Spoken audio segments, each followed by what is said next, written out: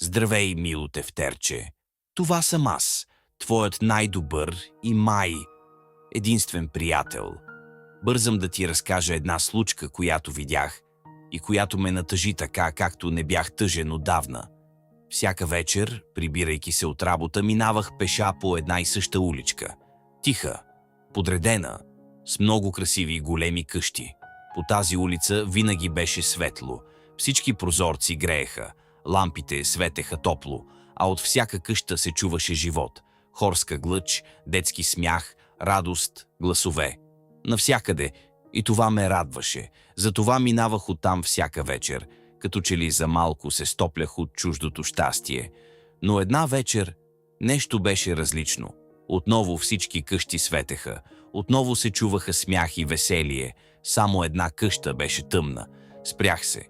Всички прозорци бяха угаснали, сякаш в тази къща никога не беше живял човек. Вгледах се по-внимателно и тогава го видях. Едно малко прозорче, почти скрито, в което едва мъждукаше слаба светлинка. Приличаше на свещ, която всеки миг можеше да угасне. Стана ми странно и някак тежко. Но продължих към дома. Вкъщи вечеряхме, поговорихме. Разказах на жена си какво бях видял, тя ме изслуша, но сякаш не чу. Не се замисли, не се очуди. Легнахме си, а аз заспах с мисълта за онази тъмна къща. На следващия ден отново минах оттам. И гледката беше същата. Всички къщи живи, само една в мрак.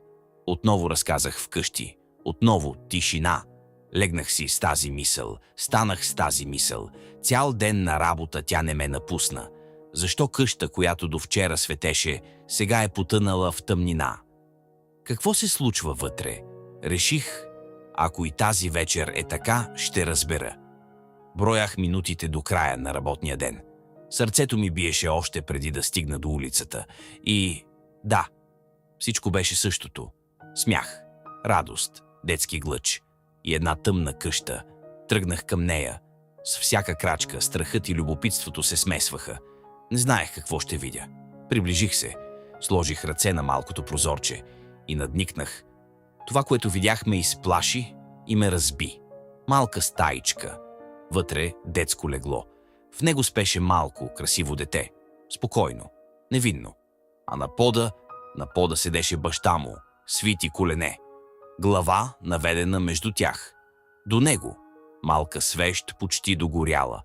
Той се поклащаше леко, като човек, който се опитва да не се разпадне.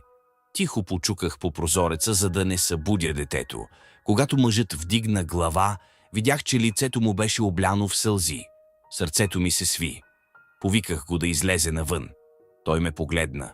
После пак погледна детето и отново заплака. Започнах да чукам по-силно. От страх, от милост, от безсилие. И тогава той излезе. Знаеш ли какво видях, мило тефтерче? Видях себе си. Къщите, които всяка вечер виждах да светят, бяха хората, с които се разминавам по улиците, а прозорците им, техните очи. Само моята къща беше тъмна.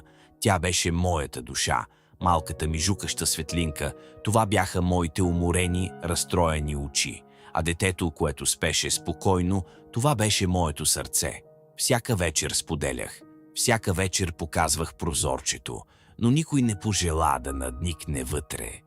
Затова ти пиша, мило мое мълчаливо тефтерче, защото само ти остана и защото се страхувам, че ако и тази свещ угасне, няма да има кой да забележи,